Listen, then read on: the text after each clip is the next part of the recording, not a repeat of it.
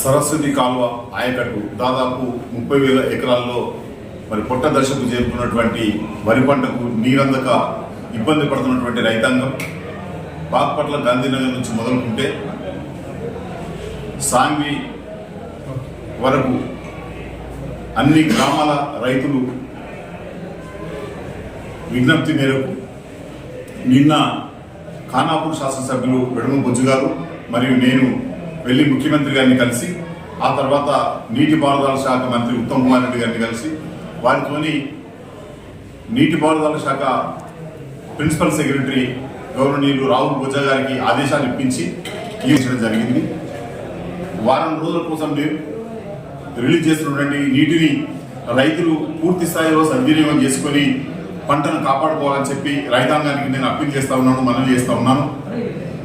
వాస్తవ పరిస్థితులు ఇవైతే మరి స్థానిక శాసనసభ్యుడు అబద్ధపు మాటలతో రైతాంగాన్ని తప్పుదో పట్టించే ప్రయత్నం చేస్తా ఉన్నాడు. 3 రోజుల క్రితం ఈరోజు సాయంత్రం లేకుంటే రేపు ఉదయం నీళ్లు రిలీజ్ అయిపోతున్నాయి, నేను అందరితో మాట్లాడాలని చెప్పి ప్రకటించి 3 రోజులైనా కానీ మరి నీళ్లు రిలీజ్ కాలేదు. ఆయన కేవలం చెప్పుడు మాటలకే పరిమితమైండు.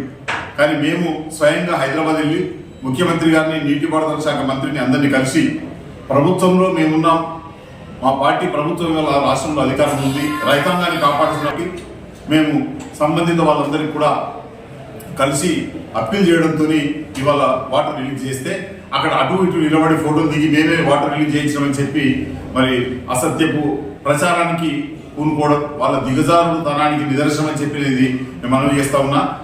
సరే, రాజకీయాలు పక్కన సహకరించిన గౌరవనీయులు రాష్ట్ర ముఖ్యమంత్రి వర్యులు రేవంత్ రెడ్డి గారికి, నీటిపారుదల శాఖ మంత్రివర్యులు గౌరవనీయులు ఉత్తమ్ కుమార్ రెడ్డి గారికి, నీటిపారుదల ప్రిన్సిపల్ సెక్రటరీ రాహుల్ బొజ్జా గారికి, నిర్మల్ నియోజకవర్గ సదర్మాట్ కడం ప్రాంత అందరి రైతుల పక్షాన హృదయపూర్వకంగా వారికి మా అభినందనలు, కృతజ్ఞతలు తెలియజేస్తా ఉన్నాం.